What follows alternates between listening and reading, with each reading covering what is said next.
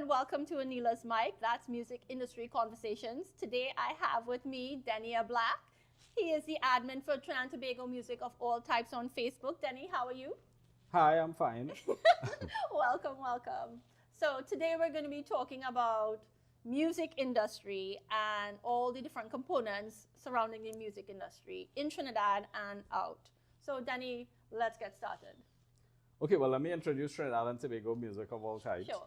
It's a group that was started at least 15 years ago on Facebook. And at first, it's basically for people to go to one place and get anything that's currently happening on the Trini music scene in terms of songwriting and new songs, whether it's calypso or rock and roll, metal, soca, chutney, country, or whatever. And also have some classics and have some current and that sort of thing. Right. When it first started, the group kept going up to 300 people and revolving. People would be leaving. You'd have the usual quarrel and squabbles that you'd find like on your Radiohead site and things. And then at one point I changed it. I changed the rules. And suddenly it exponentially went up and now it's 6,800 people, including, I mean, you'd be surprised who's there on the group. There's people who write in the foreign magazines. There's sometimes ministers of culture from other countries. There's a lot of local musicians, as well as people who just follow the local music. Sometimes people ask me, like especially rockers, because I'm originally a rock guitarist from way back in the early set of original rock bands in Trinidad.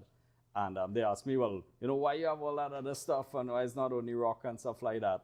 And I tell them, well, if you're marketing something, and we have all these local music listeners who listen to other things, you can't market to the same group of people. You're trying to expand your market, so it has to be to people who are not exposed to it. Yeah, exactly. So so now they're not complaining so much because you have like Marshall and Nicki Minaj and whoever, because that boosts up the numbers of the group. And then when they post their whatever it is, rock or jazz, then all those eyes get to go on that. Right.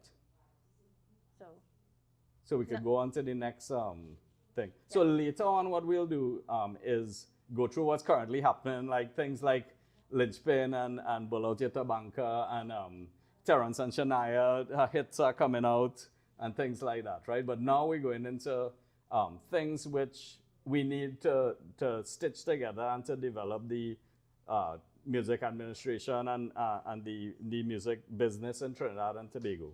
Right. Okay, so we have this list, etc.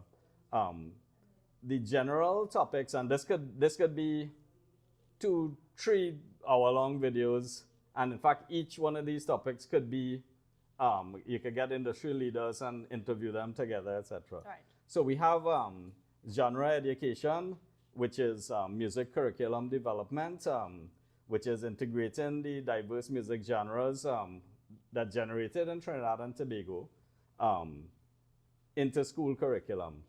Yes, there are genres which Trinidadians actively engage in, which are international genres which are already established, that people would say, well, isn't this a Trini music too, which is true, because it's all about who is a Trini musician. But the things which were developed here, there's no existing framework elsewhere, so we have to develop that. Then to go with that, you'd have things like workshops and seminars, offering workshops. So each group of musicians, like let's say in the jazz world, you would have the mentorship of the older jazz musicians, or the older metal musicians, or what have you, older musicians for the youth. Have them play in settings where the youth could get wrapped in it, or they could show the youth, okay, these are the pitfalls of this. Is this economically viable? Are we playing it for love? Or where are the economic opportunities for you as a youth to go on? And also teach them things. Teach them things about chords and this genre and style that you're playing. Other than that, you have things like music history classes, which is to educate people about the history and evolution of TNT music, and online courses, right? So that's like the a lot of times, for example, me as a guitarist, I had reached the stage where I was playing Iron Maiden and, Ingrid Manson come along, you Right. learn to play that and you're playing it. Because you have Guitar Player magazine and Guitar for the Practicing Musician, Right. which are trade mags, and you open that and you have complete transcriptions of those things. Right. At the same time, I was interested in pan music and interested in things like Fitzroy Coleman and things. And at that stage, I didn't know anything. I didn't know how to play that stuff, Right. how to transcribe it, because he was playing a lot of. If you ever see Fitzroy Coleman play, yeah, it looks like like he's solving a Rubik's cube with his fingers, right? Okay. So we didn't know. So there was a disconnect between us and that sort of thing. Right. Decoding what the local musicians are doing, what are the rhythms inside there, the harmonies, and and how it works out.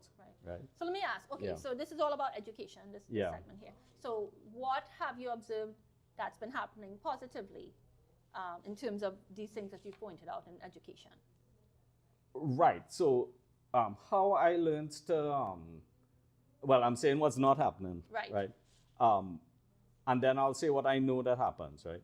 How I learned to play things that sound vaguely Trinidadian was basically being self-taught by just listening, transcribing what I could and letting that Right. filter in. And what I can't transcribe, I couldn't learn.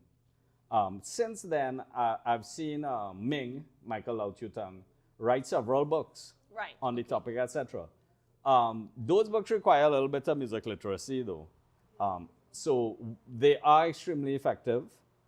They taught me a lot, but I'm not sure that it's translating to the common musician. Right. Yeah. So no, where I was Yeah. going is that, okay, so what's needed is to have similar type of things that the foreign market uses, Right, but like in those workshops, not magazines, necessarily or only in right, literature. and Yeah. in schools. Yeah. Like through the school And in system. schools, yeah. Right. And at what age do you think these kinds of things should be made available, like through the schools?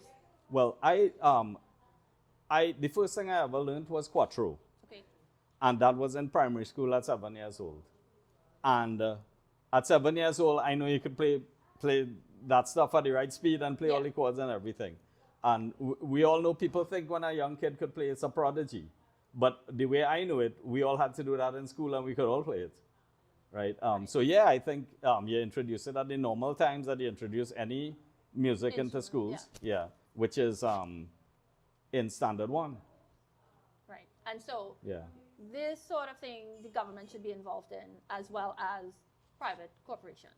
Well, I'm not big on saying what the government should or shouldn't do, but to get something in curriculums in a school, the government has to be Right. involved. Yeah. Because of the scale of, because all the kids are attending and getting them all there and stuff like that, and making it so that the kids don't have to pay for it, because then you end up with economic imbalances, which is some kids get to learn it because they have the money, or their parents have the wherewithal to carry them to lessons and back, or some kids don't. Right. That's what Um, I'm saying. Like, yeah. because this is, education, genre education, and Yeah. this sort of thing. Going through the schools just makes more sense that you're reaching a wide market Yes. here from young. Yeah. Yeah. So yeah, that's something that we definitely should look at. That I believe will cause an explosion in the amount of, and that's how music is. It's a numbers game, as we talk about when we have in our Yes. music conversations, which is the more people have access to the information. Music isn't a thing where you teach somebody it and they're great at it. You teach hundreds of people, and 1 out of 100 is good at it, and 1 out of 1,000 is a genius at it. Right. Right. And that's basically what we're for some reason we're not seeing coming out. We're seeing a lot of people, due to the economics and due to what's popular in parties and that's economically sound. We've seen a lot of people gravitate to singing hook lines, sometimes jokes, over basic electronic backgrounds, whereas Trinidad rhythmic traditions are very complex and very rooted in culture, and we have bass playing, which is influenced by African bass playing, and then African bass playing has been influenced by, and going back and forth. We're not seeing too much of that either, and things like guitar playing, horns. We used to have brassorama, Yes. right? Yeah. Maybe not too much pan inside of the popular music, popular songs and things like that. So all of these things, things that genre education will start showing up people with these skills, because these Well, are that's what I'm about skills to sometimes say. you can't figure These them are out yourself. jobs, and Yeah. these would create jobs for the people who would put together these books, put together these magazines, put together these courses, Yes. and all these things. Yeah. And we need educated people themselves to do Yeah. this.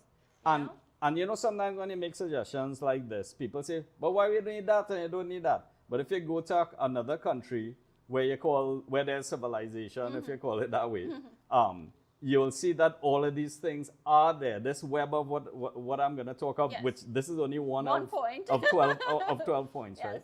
right? All of these things are a normal part of their civilization. Right. And as I told you before, the reason we have Trini guitarists who play all of these Tosin Abasi and Ingrid Mamsin is because this has been, genre education has been in place for these things. Yes. And we get it. We get it on the internet. We get it on YouTube videos. We get the sheet music. We get the tabs. Tabs is guitarists who can't read sheet music. They can read tabs, which is fret numbers and stuff like that. So even people who can't read, can read those things and play them. It shows them how to play it. Right. So that I think we covered, we beat genre as we do. Yes. Right, Aneela and I beat a topic to death, but so we have beaten genre education to Just enough wanna depth point- at this point. Yeah, I just want to point out there are jobs available to do these Yeah. things, to educate, especially Yeah. the young people and people our age too. Mm-hmm. Right. So let's move on to point number 2. So wait, Okay. I would say that people who have this ability to create this materials and teaching and stuff, there should be funding, there should be a Right. way to fund them to do it, and it should be done. Yes. It's not that difficult, it's teaching fees, basically. Okay, the next thing is equipment. Now, a lot of times when you talk about equipment, people are like, oh, I'll skip this one, we'll go to the next one. But the truth is, any music you listen to, it doesn't start from the music, it doesn't start from the genres or the legends of the music at all. It starts from instrument builders. For example, all these rock guitarists we're talking about, Yes. they wouldn't exist if it wasn't for people making the electric guitar like Leo Fender and Les Paul, or people before them even, and people making electronic effects and make the guitar sound like a heavy slab of metal or whatever, or drum kits. The most popular instrument is not the vocal, because there's vocal and instrumental music. Yes. It's the drums, and All kinds of drums. yeah. Then there's bass, but in our country, what came out from our country is pan. And look how important that is. Without people as we were talking about, without people in depressed areas playing with the oil drum that there probably has a garbage bin because it has been discarded or recycled, suddenly this instrument has come out it. And then that's considered the most significant thing to come out of our culture, culturally, musically. So if we look at that, don't look at it as a funnel into the past. Let's look at it in the future. Right.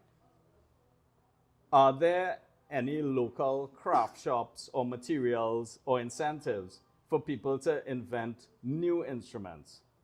No, that's considered unheard of. In fact, me talking about it will sound to most of the people looking at this video as, well, yeah, that's Denny, he half cracked, right? But the truth is that, that these are the foundational things which happened in the past. And these are the foundational things which we could start now. So in 2100, we could be talking about how the pan came out of here, the tassa was modified from the dole from here, and whatever else was developed here. And the new, you come up with a name, the new potong tar or whatever, which is a worldwide popular instrument. Okay.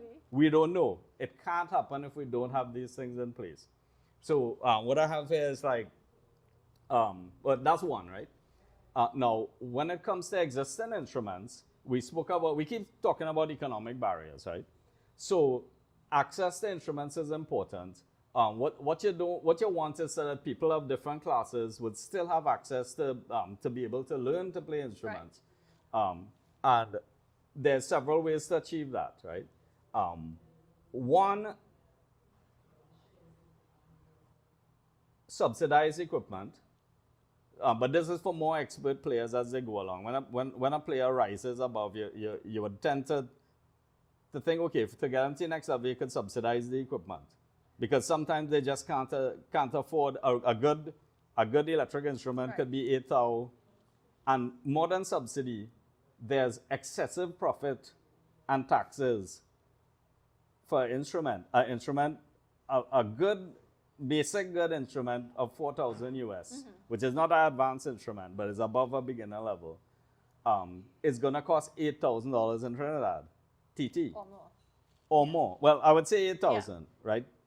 Because instead of 4,000, which is 2,800 TT, with some profit being added on it, which is something like 8-1 to bring it here, the profit that's added on it, so you'd expect a price of $4,000. So the person bringing it in could sell you it and make it 1,200. Right. That's not what's happening. They are selling it not at the 4,000, but almost twice that, give or take, whatever sells. Yeah. And making a profit, probably enough to stock another one, who knows.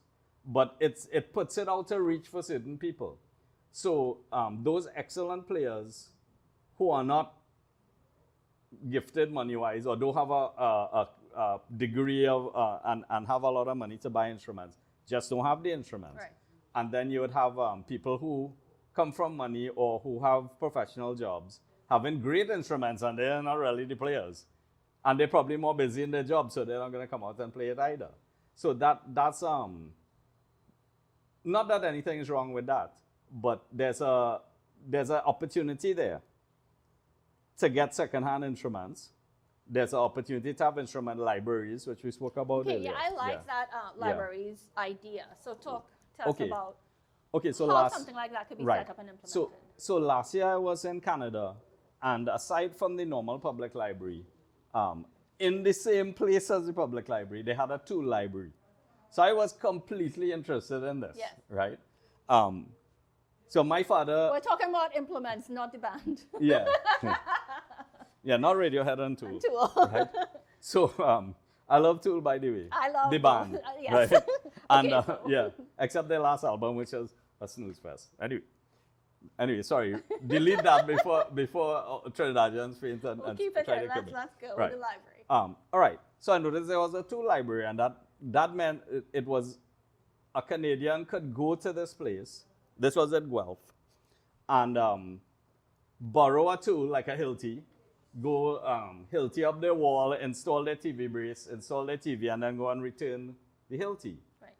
Now that brought up that all Canadians who own a TV didn't have to either buy a Hilti or hire or pay somebody to install their basic TV brace. Right. So that's millions of Hiltis didn't have to be bought. Well, I mean, I exaggerated technically. Or imported. So that helps them with over-importing tools that are unnecessary. They're sharing the tool.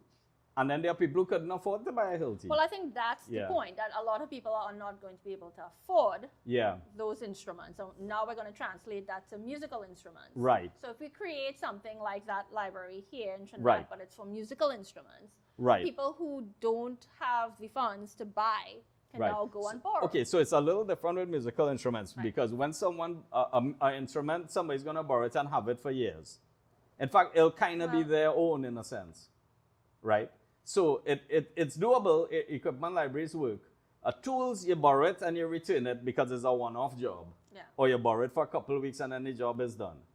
Instrument, you could have it being lent to kids and then they return it at the end of that academic year because they move on. So the other kids in the new year could borrow it. That's one way. Or you could decide that you're gonna assess people and lend them. Remember, people who have instruments sitting down gathering dust. Yes. You make that call to action. Right. You're donating your instruments to the instrument library. Right. We have to maintain the instruments, make sure they're playable. And then we lend them out and you use the ID and the retrievability. Well, we can even have donations by corporate entities and that sort of thing. So right, donations. Right. So you're not going to have that huge expenditure of buying all new instruments. But you're going to have the instruments of everybody I know has lots, like even me. So I have 16 guitars because I'm left-handed. So I can't borrow a Telecaster to go and play some telly on a recording, or borrow a mandolin, etc. Right? So I have to have one of each type of guitar. And aside from that, all guitarists buy anything that catch their eye once they have the money. Money right? for it. Yes. Right. So I could definitely there are left-handed players who's suffering for a good instrument. Right. I could definitely decide to part with my with that. Like, let's say I have I have about 4 Les Paul style guitars. I could pick one to be the low knee, right? And things like that. Well, you know what would be cool too is to have some of our local musicians who have the funding to donate also and say, well, this guitar or this drum kit was donated by X band or whatever it is too. You know, anything like that. Yeah. Well, that brings up another thing. Okay. That's antique market. Okay. Because let's say we're just looking for people to help the library. Yeah, no, but the antique market part of that is somebody going and borrow a guitar, and it's like, this was played by Nigel Rojas or Dax. Wait, and then they go in and selling it. No. Hey, this was I meant that they would give funds, like from this band. So say Orange Sky or whoever, you know, they're donating $1,000 towards the purchase of an instrument that goes towards the library.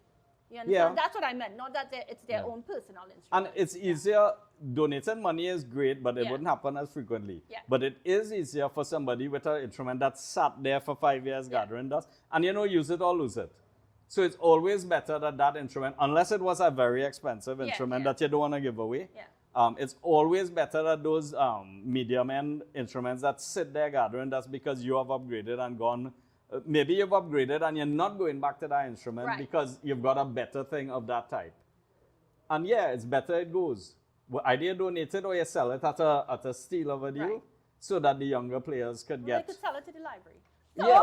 You can sell it to the library at library price. Right. Perfect. So let's move on a little. Anything else to conclude on the library idea? No, equipment libraries was the last thing there. Yes. So, we had subsidized equipment. We had maintenance workshops. Okay, yes. Yeah. So that's important because sometimes people buy the instruments and they don't know what to do. Sometimes they think the instrument spoiled. It sits long in their home. And when we do the call to action and they bring these instruments, they think that they're working. Yeah. Sometimes you could repair that easy. Right. Sometimes you could repair it a little more difficult, or it could be used as parts. So it's hardly ever that there's no value whatsoever to get from those instruments. So that's a huge untapped market.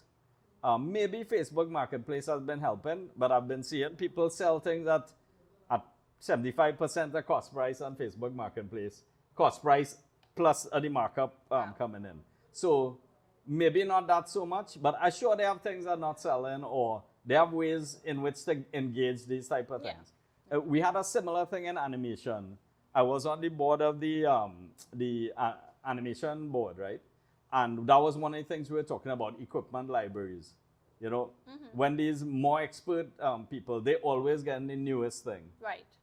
Their old thing, when they buy the newest thing, like drawing pads or what have you, it's still working. Yeah. And it sits there, literally sits there. When they're your friend and you talk to them, they're like, yeah, take this, and they hand it to you. So that sort of thing could be made more available to the youths or the people who would not otherwise have been able to get it. Yeah. So next we're going to talk about talent search. Okay, so Trinidad and Tobago Music of All Types was designed to be a sort of talent search as well as a celebration of the classics and that sort of thing. In other words, it's an entertaining sort of magazine.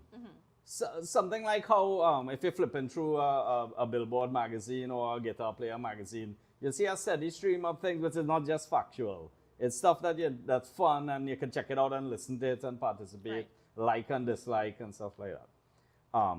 So one of the things I realized about talent search in Trinidad and Tobago is that because people have taste, I'm saying it in a nice way, right?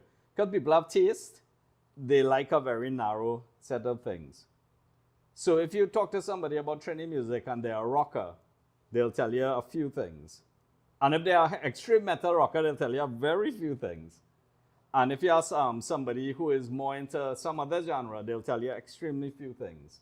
They might even tell you the other stuff is not so nice. and and so on and it goes. So it was all separate. Trinidad and Tobago music of all types, obviously by the name you'll find that why is he calling it that? Is because the mission is really opportunities for musicians, right? It's not about a genre. It's not about. Right. It's not even about who's better and who's worse. It's about opportunities for musicians. Musicians are human beings. Letting them connect, trying to find a way for them to connect to who will engage with them. Marketing, yeah. So it's an open marketing thing. Yeah. And so because everyone has so much taste, somebody has to have no taste, right? And that's me, right? So having no specific taste. No personal preference. no, I have personal preferences. But in my role as the admin of Trinidad, I have to have no taste. Right. I can't decide. You're not letting that in because I don't like blah blah blah. So I think because then that's being a dictator. You don't really. want my song in there. yeah. I don't want either. Right? My country rock song. Huh? No, country rock.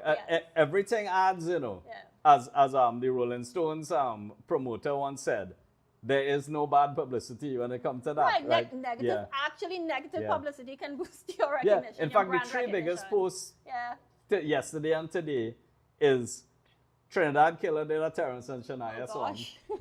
Some guys who dancing real funny in front of a video do a Terrence and Shania song. Oh, and then the impromptu king guy with the wig did a Terrence and Shania song. So that's, it doesn't always have to be, the serious thing, which is, a work of art, poetry, right? It's just engaging normal people. Music is like conversation.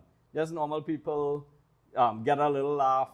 Like get you through the day, that type of thing. And then in between that, you would have serious things. Okay, so talent search, beyond what I do, what's conventional, you have talent shows, you have national and regional talent shows. Currently, I saw, I believe Uncle Errol doing a karaoke talent show, which is a singing talent, it's not a songwriting talent. So, remember we always say that we always have complaints about approaches, but it doesn't mean that we're not all a team and we're all working on different aspects of of bringing everybody up. Right. Of course, I'll look over and say, why not have people write songs and whatever? But it's not a criticism of the person or the activity. It's just that, when you have the opportunity, you could do things, you could go all out, right? Auditions. So that's why I was ironed. As soon as I walk in this place, I ironed. Here's the perfect place to have like Jules Holland. Well, this is the perfect place because on Friday nights here at Opal Live, we've got performers night. You can come in with your instruments, you can come in with your voice, you can come in with your poetry. And this setup right here is open to all musicians, all performers to come and do their thing across genres. Right, and then online platforms. Having some place to have everything. I have my thing. But the different genres could have theirs too. I'm not even seeing things for the different genres. So it all comes under the same umbrella, Right. Yeah, so that's I don't understand why it's not there. I mean, I understand why it's not there. If everybody, if we have 4 major bands in a genre and they're competing against each other, then they won't post each other's stuff. So somebody in the genre, aficionado or reviewer or somebody like me has that responsibility now or has in some way to be a journalist to put it under one umbrella. And that grows the crowd. Because if there are 4 metal bands and they have 4 different sets of crowds and you bring them together, then you could, right? So a festival. Yeah, I don't know why not. Well, right? I'm going to also ask about Music TT's role in like talent search and this sort of thing. Right. Well, from what I know, they had talent search calls. The thing we were talking about, what was the name of it? Spotlight. Right, creating Spotlight. And when they created Spotlight, I think there was an age limit. I believe there was an age. I can't remember. Yeah, well, I don't want to. You see, I don't want to talk about if I don't know all the specifics. Okay, all right. Right, so maybe Music TT could explain that. Yeah. Right. What else? Right, so anyway, what I can say about Music TT is that they did find young vocalists, I think, and help them to understand the different things about creating the video and finishing their uh, again, I didn't attend the workshop, so I don't know exactly no, what no, they're doing, they but train them a they lot, polish them yeah, in some yeah. way, and Even in IP and social media right, marketing, because you know. were seeing them and seeing them in lighted videos and singing their pop song, but they had their own songs. Right. I remember Yashana, that was pretty good. Yeah, and a few others. You would see them and you would see that their presentation and the way that they go about things, they would have stage dress and all of those things, right? A bit poppy for me, but again, it's not about my taste. All right. That all covers talent search there. On to the next point. Yeah, I think talent search. Maybe we missed some, like what could be done to improve the talent search in Trinidad. Well, there's okay. So we used to have like there's these student music festivals and stuff like that happens through the schools. Yeah. And through music schools or teachers and stuff like right. that. So we already have that stuff happening. Yeah. So. But when you go, let's say you go down by the village. Right. You go down Matura, like we say, right? Right. And you're walking down the corner. There'll always be this guy singing some kind of hardcore reggae and singing like the best thing you ever hear.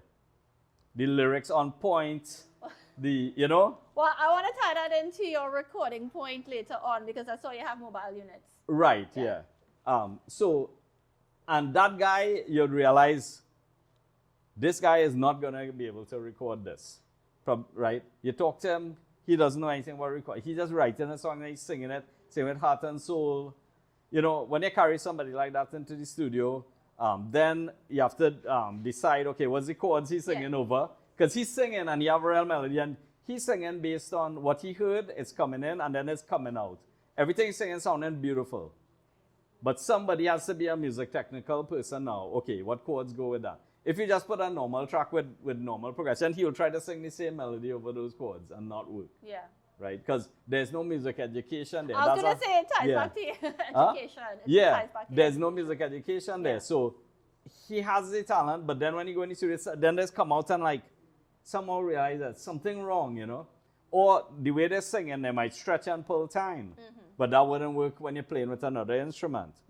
So they really need not just subsidized studio time, or they need producers to go out there and find those people as songwriters and let them go through the apprenticeship process, in their case, of understanding that they have to sing over chords and they have to sing in certain times. Sometimes they'll sing and have 5 lines and then stretch over a line, and then the actual arrangement of the song becomes real unconventional.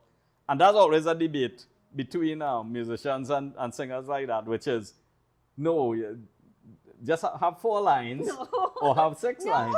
Yeah, I was like, no, this is how I came up with it. Right, it's perfect the way I did it. Right. Different. Except you're putting the musician through a world of pain, right? And then to remember when you had 4 lines, and then sometimes you do it and you have the right, okay, it's 5. And then you're playing it with them. Then you're playing with them, you nail it down to 5, or you write it in your arrangement chart. You're playing it, they change it to 6 or 7 or something like that. Right? So, well, that's the fun of music. Yeah? It's art. It can evolve. I've been through all of that. I would say now it's fun talking about it, but it wasn't fun. In the moment. It wasn't fun at that point. In the moment, right? You feel like Dawn music. I'll never get it. Right? But those guys, they have great songs. They have great lyrics. It's different too because again, they're not doing a genreification. In a way, yes, they're listening to genre, but they have Trini speak and Trini words and stuff like that. So it's not fully Jamaican. Right. They have beautiful melodies because they're singing from their heart and everything. Sometimes I hear some of those songs those guys write once, and I remember it not years later, right? So these are the kind of things that are not going to get into the talent web, even mine, because they're not even online. Yeah. When we started, and people started to get smartphones, just to show you how that helped. Yeah. These guys now started to finally, one person had a smartphone in the village and whatever, and suddenly you start getting these things coming through. Right. I think Deandra was one of those, Rapscallion. Deandra used to sing into her phone. And then eventually got on the net and it shared around and thing. And then everybody knew Deandra. And then I think Chromatics did a song with her and things like that. Real good rapper. Sort of hip hop rapper, not a rap soul. Actually, it's hard to define her because there are some songs where she's singing in she rapping, but she also singing in Trini accent. You could call it some kind of rap soul. Right. Or rapping in Trini rap. Okay. Right, yeah. So talent search is it could always be improved. It has been improving because the smartphone makes it available. But then you have to get those songs. So in that case, you find the human, it's the most important thing. But the song now is the value. Right. The human is the thing that is most important. And we're going to speak about mental health and talk about people leading double lives. And because we are so focused on music from outside Trinidad, that we are denying the locals, a lot of locals, opportunities, and then they can't be what they were born to be. So then they end up with mental struggles from that. And talent search ties into that too. Well, let's since we are talking about that, let's just go into that because it's a separate point. So go ahead into talking about the mental health and tying into that. Right. So one of the things, music is entrepreneurial. So there's two major things that clash. The first thing is that there are people who are born as musicians, especially people who are born as excellent level musicians, like, let me say, once in a generation, people like Shadow or Dax or Dave Sigobin, the country guy, or, you know, they're special, they're different. Nobody else doing anything like that in the country, right? Not that any of them have any mental issue you're talking about, just saying, if somebody like that comes along, but because of their circumstance, etc., they can't, there's no music opportunities here for them, because the people playing the pop and the rock and thing, there's no opportunities in the States, there's no opportunity chain for them. No one has ever made it from here doing rock outside. If they're doing soca and chutney party music, there are opportunities because it's party and event music, because that's where the money is coming from. Whoever's running the wedding or the corporate event, they pump the money into the musician. And parties are a money-making event where the customers pay hundreds of dollars, carnival, etc. So that's why they make money, right? It's not to bring them down and say, oh, they're taking all the money. It's a party. People pay more for the parties, and that's why they make the money. So if you're playing something other than that, generally you have to lead a double life. You have to spend time in your work and use the money from your work to fund your music thing, passion, right? Or like you're saying, like they're born that way. They're born that way, and they could be assets to our country to the tune of, let's say, a Marshall Montano was 50 million gross in a year, or Kes was 30-something million, probably more now. Or anybody, a musician is a exportable asset, or even a local consumption like Scrunter. He's someone who, at Christmas time, brings joy to lots of Trinidadians, and we don't pay a cent. We're getting it on the radio for free, etc. and thing. So people like that, there's a little imbalance. Like people might say, oh, why are we taking care of musician and thing? But when the party come around Christmas time, and you're dancing to Anita and homemade wine and whatever, you got that joy that from the person for free, and they've sent it out to all the Trinidadians. They deserve, you know, the little when a sportsman throw a javelin and they represent the country and they put us on the map and thing, and that's why they reward them a bit. So it's a similar thing. That thing is, it brings pride to everybody. So there's a value to it. Right. You know? And of course, there's a reverse thing. If we discard them and we don't do anything for them and they're scrunting and struggling, and they've done so much, they've made all of us feel that little much better, or pride, or represented us, etc., then in the future, why represent us? We don't deserve to be represented. But we're also talking about the people who don't even have the opportunities to represent us. Yes. So, and how not having those opportunities, leading a double life, is going to affect them. Right. So leading that double life, I mean, lots of people do it, because once you're an entrepreneur, that's the entrepreneurial aspect. Yeah. Once you're an entrepreneur, not everybody knows how to navigate business and entrepreneurialism. And not everybody, people who do sometimes get accused of selling out, right? Not that it matters. That's why people singing about rum and singing about, because it's a party. People literally drinking rum, hearing people sing about rum and complaining, oh, all they sing about drinking about rum. But you drinking rum, they only singing about it, right? So that whole thing is somebody being born a musician. They have to lead a double life because they don't know how to be entrepreneurial with the music, because we don't have these systems which we're talking about in place. And it's not about coddling or giving a handout, etc., because other countries that have this system in place are making hundreds of millions and billions of dollars from their music industry. Look at Nigeria right now. Right. Nigeria is pumping Afrobeat out to the entire world. That's true. Because they have put these things into place. And especially, of course, driven by channels, which we'll get to later. Right. Right? Channels started Fever TV. If you watch Fever TV like me, back before it became popular in Afrobeat, everything was basically like just a video camera and people acting, or people just playing the music in front of a video camera with audio that could be good or could be real bad, right, etc. But it was always human, emotional, compelling topics. And they kept improving each time. Just like when we're doing these videos, each time we look back at the videos and say, hey, you know, the lighting here, or we'll say, hey, we need to edit it here, or we need to structure it and do writing, etc. So that whole process, just like how Bollywood is now like the hugest thing, with high quality and with everything and great music and everything. But Bollywood started with man hitting, cuffing each other and going, right? And stuff like that.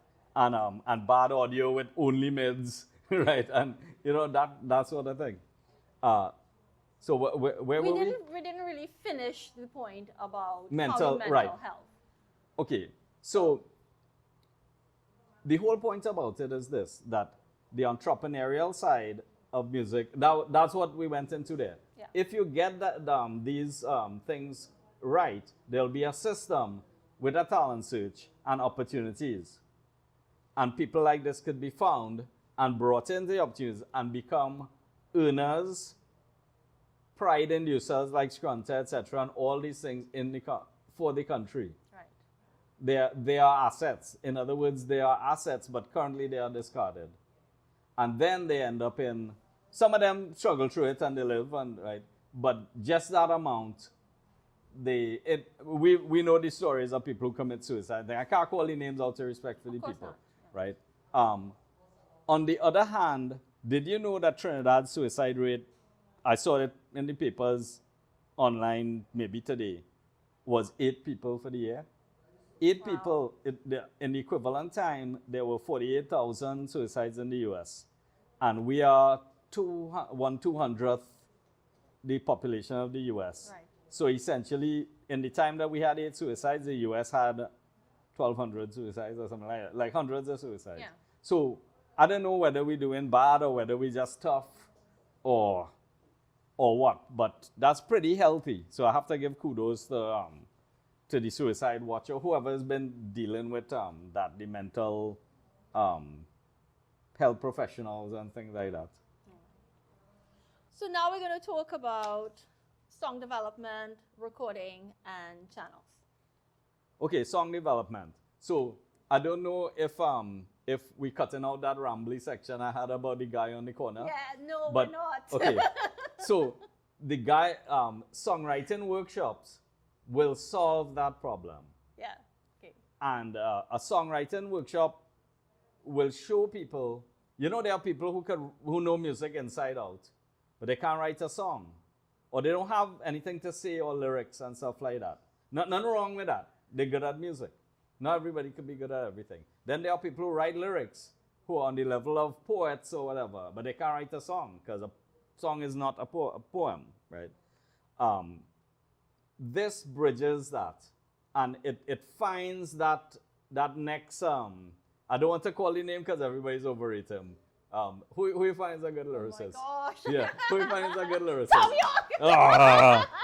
Right? No, we'll So, cut that out. okay, so to find somebody who's a good lyricist, who's considered a good lyricist by everybody, who is not that guy. Not We don't Tom, need it to use wasn't an Tom example. York, right? Yeah. Okay, So workshops on songwriting techniques, your basics, your chords, your lyrics, Right. writing a melody to the chord. So there are two major ways it's done. You sing the melody, the person with the talent sings the melody, it's a wonderful melody, Right. and then you have to figure out what chords now will go with that melody, which is the tedious way. And then the more conventional way is you have your 3-chord or your 4-chord, basic 3 or 4-chord progression, and you're singing over it. You're singing the lyrics over it, right? Even that basic thing is not present in a lot of our, is a music education, I think that's missing. Okay. Right? Collaborative projects, you're encouraging collaboration between artists. We're talking song development. So again, you'll have it's just like in the US, the whole New York pop studio system had these pop artists who write songs and sing songs and dance, or may dance or not dance, but it's pop, with all these studio jazz ninjas Right. who could improvise and got them, which are top quality musicians, to play on the pop recordings.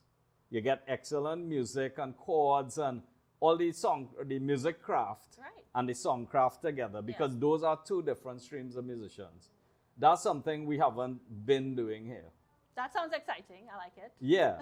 And I just realized I lied, because we have been doing it in the sense of the golden age of things like Kitchener, what's that song? Pan in A minor, or B's Melody even, right? Where you have high-level musicianship and a popular song. Okay. So yeah, that's the thing that's kind of missing. When people talk about our popular music, which is millions of views, and I love it, like I love soca. A lot of people who play rock guitar like me don't love soca. But what a lot of people find, they'll complain about the lyrics, being too much about party and rum and thing, which is the next song. Or they will find, well, the music, we hit on this earlier, where all the high-level musicianship and, where that bass, and where you'll find everything sounds a little bit computer, right? So all of this is because the musicians, high-level musicians, and the popular song people, they need to be brought together, right? Right. Another one is lyric writing competitions, because obviously we could find more to write about besides rum and horn, even though I enjoy the current set of horn songs, right? Because they're connected to real characters, right? But that's just the Mako and the Bacchanals in every Trinidadian, right? And then feedback sessions. Feedback sessions. Well, creative people don't like this sort of feedback. They have the best song. No, but right? if we call it feedback sessions and you come, right? Criticism, but Provide, truly, provide platforms for artists to receive constructive feedback. Right. So I know a lot about constructive feedback, so I can tell you that there's an etiquette to it. If your feedback is not requested, then you get that hurt feelings thing from some people. If your feedback, that's unsolicited. Right. Right? If it is in public, so you're criticizing somebody about themselves, because that's what their art is, in front of everybody, it could hurt, because it's in public. If you tell that same person who asked you, no, I find your harmonies is always a fifth, and you need to learn some more about thirds harmonies and fourths below. That's fine, because feedback helps you to improve. Correct. Just like privately when I tell you about videos and tell you about what I think and think. At first you'll be like, right? But then afterwards you realize, hey, once we fix this wouldn't be a problem anymore. Right. So,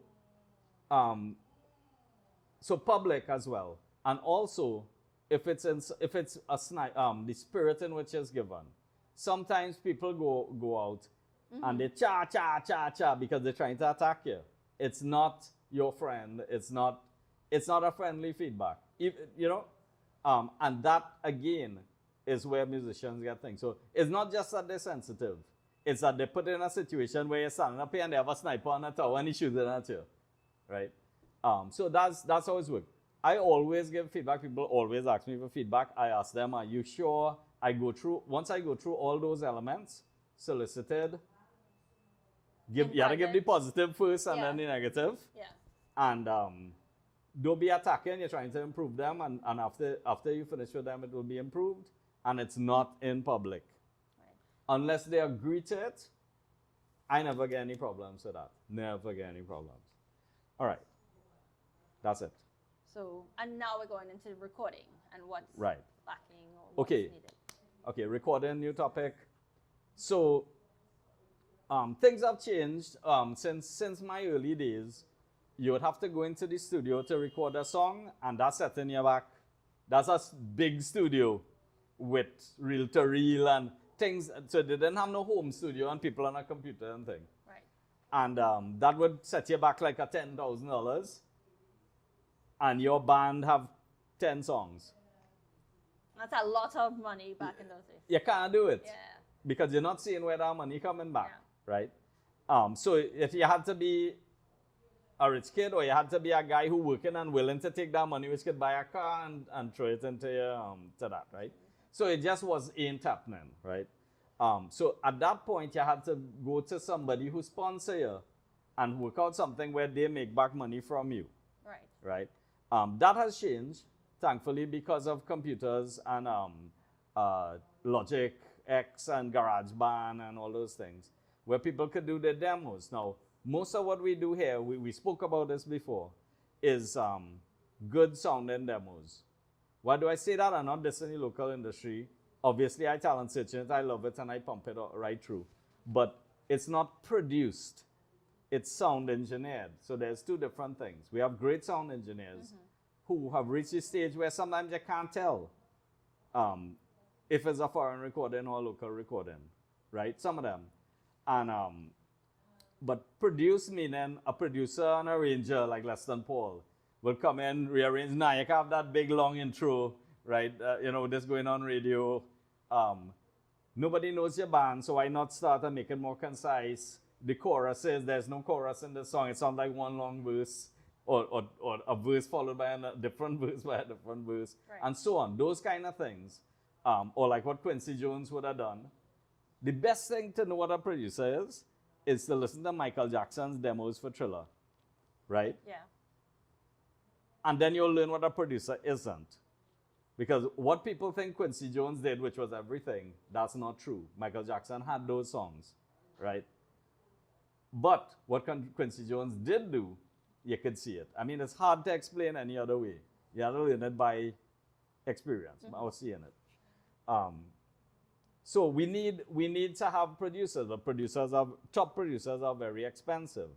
So we have to simulate producers, as we discussed before, by having those same feedback systems and having your recording go through a first recording, which is your demo, then have it critiqued by who we have voluntarily, then have it re-recorded or corrected, fixed, changed, rearranged, and all those things. And that's the second pass. And then after a few passes, we have a final one. And that's a produced recording, whether we have a top producer or not. So most of the time, we have people coming in with a song idea that finished, they playing it live, they record it the way it is, and then a few tweaks, right? So that's one of the things in the recording system where we are having demos. And you know what? Folks, go out there, all your favorite songs by your favorite artists, find the demos. So a lot of them are there on YouTube, and listen to them, and then you'll know what the process is, right? Okay. So affordable studios, we went through that. That's a thing that could be looked into in terms of government and funding and thing. Administering it, I'm not going to talk about that now because that's a nightmare, right? Mobile recording units. So the Jules Holland thing, etc. Most bands in Trinidad who play live, they already have able to play and sound good from start to finish. Right. Sometimes they write these great original songs which never going to make it to the studio for these economic reasons. There's no reason why we can't have a proper sound stage and record the audio from these from live performances with video like Jules Holland. And that's it. In that one shot, maybe they played a set and they made a couple mistakes, but one of the songs came out good to go. Yeah. And that's it. They have a video and they have audio, but the audio has to be mixed and etc. Because when you play live, it's sound reinforcement. So the drum loud already, so you'll get a little bit of drums. The vocals have no amplifier, so you'll hear plenty vocals, and so on. If the guitarist amp was soft, you'll hear plenty guitars because you'll be boosted. If the guitarist amp was loud, you'll hear nearly no guitars. So that stuff that is recorded off the live, you have to have a live mix, but also have a the record the mics and then mix them. Okay. So it's a little trick. But the master knowing how to do that is Giles, right? Okay. So you know about that, right? That's our friend Giles. Huh? Our friend Giles. Yeah, Giles is our boss, Okay. right? Right, where we at recording. The mobile units. Okay, professional training, offer training in sound engineering and production. Right. You know what? Just maybe last week I saw that Gideon had, I see that he's doing this, and that is so great, which means he understands this whole web and network thing that we're all like a web, and it works together. One person can't do it, and everybody can't be doing everything for money. We have to float this thing up, and then it will form a web, and then everyone will be able to benefit from it. Well, right, that's Yeah. creating jobs again. Yes. Yeah, if you teach Right. a skill, you're passing on that skill. Yeah. It's creating jobs. And he's helping the people who could not otherwise have known that, how to use their computer to produce finished stuff. Right. So they don't have to think, we have to go to a studio and do that, and we don't have the money, so therefore we wouldn't do it. That's the point, really, right? Okay. Demo day. Organize events where our artists can record demo tracks, which is demo day. Right. Everybody come, you're loaded, you're ready, right? Come in. Play a song, right? Play it one more time. Right? Give them 3 passes, and that's it. So that could be something either Yeah. a ministry sponsors or a private entity corporation sponsors. Yeah. And says, okay, we're having a weekend music Yeah. festival of demo days. Yeah. You guys come through, book your time slot for recording. And I And like get to how you brought up sponsorship, because that's 3 topics down. And sponsorship, sponsorship don't only have to be the ministry or BP or NGC, which is the common sponsors, or a thing which is common sponsors. You could start approaching somebody who doing a song. They must have a businessman who their family know or something around and say, hey, sponsor my song, right? Of course, your song had to be palatable to the person. Right. Right? So you can have like big people with money who go in a church will sponsor a gospel song from the person in that church. And so, get community sponsorships from the community leaders and stuff like that. Yeah. That's not out of the way, because a recording that's one shot, which is live, with tech support, wouldn't necessarily be have the studio hour rate that something like this would have. Right. Yeah. So it could be worked out that way, right? Of course, the editing and etc. and thing is work. So Well, I was going to say, should be now paid, that we've had our Yeah. demos and some Yeah. of them have been translated to a more polished Yeah. recording, we can now tie it into channels, which is where Right. we're going to now We're going to channels, yeah. expose it to the wider public. Okay. All right. So my favorite. Okay, we read channels, right? My favorite example of channels is Fever TV. Fever TV is Nigeria, right? Right. We all know Afrobeat. By now, Afrobeat is the new music that came out in the last recently that everybody knows and is part of the culture everywhere. Right. In fact, even the American culture, their big artists have a song with Afrobeat, with an artist or the beat or something like that. And all of that whole thing, that whole Nigeria thing, it happened through the use of channels. What is channels? TV channels, radio channels, but in this case, it was Fever TV, the cable TV channel. Right. Through the miracle of I don't know how cable administers it, but everywhere you see a cable, a wide channel cable selection. In our country, we have American channels, we have Canadian channels, we have Trini channels, but then we have because of the Indian population, we have Indian channels. When we have Africa, Fever TV and things, African channels, because we have African population, I guess. And at some point, I remember a Chinese or a Russian channel. I remember Al Jazeera. I don't have it anymore, but all these things came and went. Because of course we have different people in the population and things, right? There's no Chinese channel anymore, I think. But at one point there was a Chinese news channel. All right. But anyway, Fever TV was one of those channels. And of course when a channel is so different, you're flipping through and everything, you get bored of everything is the same thing. What's this? I seen African movies, Nollywood. And most people think Nollywood is some low budget thing. Yeah, economically it was low budget. But the actors and the vibes and the whole situation, 6 o'clock, the whole situation, situational thing, and just the exposure to people in another country and what they care about, so their universal themes as well as things specific to them alone. It was wonderful. And then there's music. The Afrobeat music, before it was called Afrobeat, the African music, a Trinidadian immediately takes it because there are similarities with soca and what we know since we're young, the regional music Jamaican. Right. So Fever TV was a good channel. So I already started to have in my music folders in the car. I always had my Afrobeat. Well, it wasn't even called Afrobeat at that time, a Nigerian folder. Right. I thought all of this was like, a Nigerian's real good, boy. All of them good. When I started looking at the artists now, I realized, okay, not all of them from Nigeria.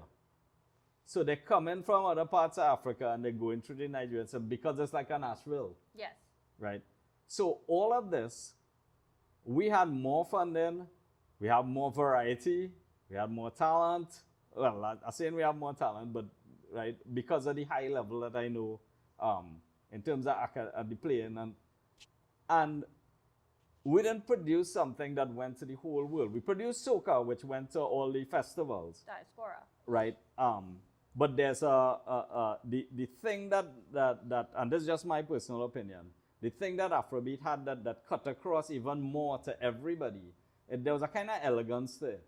I kind of didn't have to be part of the diaspora to listen to it, sort of thing. Right. So Afrobeat is kind of like the metal of our days. Every country had metal and it was around everywhere. Right. Afrobeat is that now for some reason. I think it's the elegance, but it's just an opinion. I could be wrong. I can't say that I know. Well, there's something about it that's made it hit. It did. Another thing, the Afrobeat didn't have to, and this, when I say elegance, maybe what I mean is it didn't have to be party music for a particular festival. So when you hear Afrobeat music, it's the music of Africa. It's a joyous music, it's a elegant music. It's not necessarily for a party where you dress up sexy and you drink, or you get intoxicated. And it's not, it doesn't have to be very sexual. Some of it is. And it doesn't have to be drugs. It doesn't have to be guns and all that kind of thing. Right. So I guess that was where it differentiated. It did differentiate. I think, we know, but we're trying to define it. You can't put your finger on it. Okay. Yeah. So we're still talking about channels and how that can be utilized for our local creatives to get their music. Right. Yes. So we have TTT. Remember we used to have Guile and thing, but there is TTT. I believe TTT has some has a local content slant. I can't say stipulation because I don't know their internal or what their mandate is or etc. But I know there's a strong local content slant, and they have, I believe, they have the archives of the old local content as well, right? So what needs to be done is that quality production, music which is produced and videos which are produced has to go to them for them to air it. And not only them, to whoever else you could get it to, channels that will accept it. Or also decide, you know what? Ain't no way to do this, and do it yourself. Let's do our own channel. Yeah. Right? Because we're talking all the talk and we know all the issues, let's do our own channel. Right? What do you think about there being some sort of rule or percentage for local content on local channels? Well, that's a standard in successful industries. Even having it starts with having a local arts council, which is how the British took over the world with music, right? Driven by their arts council from before and funding, and a lot of these things we're talking about. Yeah, so what I think about it is that if it ain't broke, why fix it? Countries that do that, it succeeds, right? There's an opposition to it because I remember Trinidad and Tobago Music of All Types was formed because I heard, I wouldn't call his name, he might be dead now. I heard a guy representing, who was in the Broadcasters Union, I don't want to say, because it will be obvious who it is, saying things like, we don't have to put so and so and thing. The customer doesn't want that. The customer is king, right? So when I see something like that, it was shocking because essentially he's saying that we in Trinidad want foreign things. We want no local things, and we are king. But the customer wasn't king. He was the king, right? And he knew it, right? It was just his opinion. Right. He's long gone, and that was one of the reasons I did Trinidad and Tobago Music of All Types, because in that forum, when I had to get up and speak, I had to say that I had to convince a group of people who were pretending that Trinidad has no music, has no local praise, that they don't know, they are not aware of what's going on, to a skeptical audience. So they were there and they should have known their job. And they knew, maybe they knew, and so for whatever reason, it was more opportune to import foreign music, or maybe they weren't paying for it. That's another thing, dumping. And, or they didn't want to put locals on their channels and pay royalties because maybe the foreigners are not paying the royalties, or the royalties is a small thing. I have no idea why they didn't want to do it. But at that point, I was like, you know what? This is a write-off. It doesn't make sense. This is not serving the community. Remember, I'm a musician. And this is not serving the musicians community. We need to do our own thing. Forget all the institutions that exist. Because essentially these institutions all added up equals zero, right? So I formed this, and then we started forming the networks and getting together. Now it's changed. Now nobody could get up and say there's no music, etc. Because it's a monument here. Right. All the music there, and it has the highest engagement. Yeah. It has the highest engagement of anything that's happening on the local internet of that nature. Right. So that, I think, was a big step forward. And plus, when they see something like 6,800 people, that does make an impact when you're making decisions in terms of population, right? So that, talking about channels and stuff like that, forming our own channel is an option, but then you need heavy sponsorship and you need to hire and stuff like that, which the common person can't do without having a team and sponsors and stuff like that. Yeah. Right. Streaming services. So we could partner with streaming services. One of the issues with Trinis is that we'll pay for cable, we'll pay for Netflix, but we tend not to pull out that credit card for something which is outside of that. So the money is going to those entities. So just like cable, I would say we're paying for our own kids and our own people to not be paid. Because if all of us put in thousands of dollars into cable, but there's no outlet for our people, then what are we doing? We're paying for the opportunities for other countries to succeed and their artists to get paid and succeed. So we have to pay for ours too. Trade balance, not total local. Total local is not a good strategy, because total local means who are you going to export to if you're anti-foreign? Yeah. Okay, right? So you have to balance, and balance in each sector. And that's our problem. We have a trade imbalance in the music sector. That if you want to take one sentence from me, that's how I look at it. And how do we address that? Each one of us has to give local a chance. and also understand where our money is going. Right.